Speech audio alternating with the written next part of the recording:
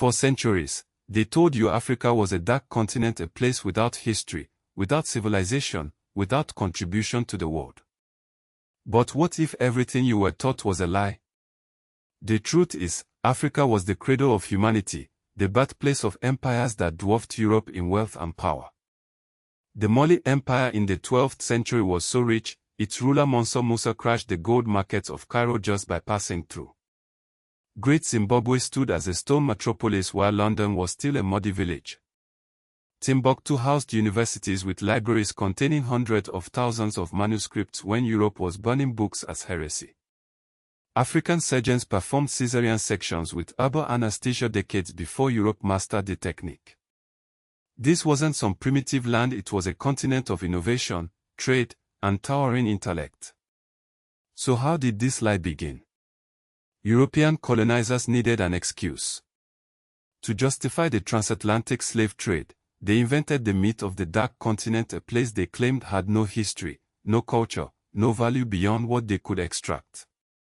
They looted gold, artifacts, and knowledge, then erased the evidence.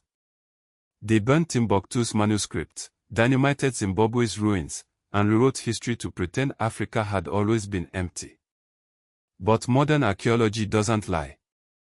Carbon dating proves African metallurgy predated Europe's by centuries.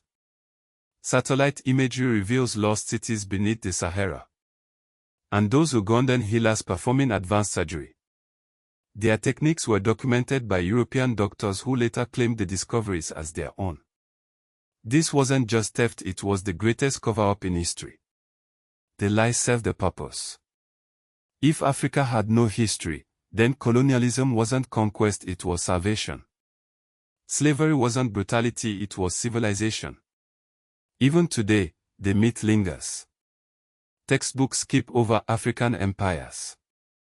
Museums display looted artifacts without context.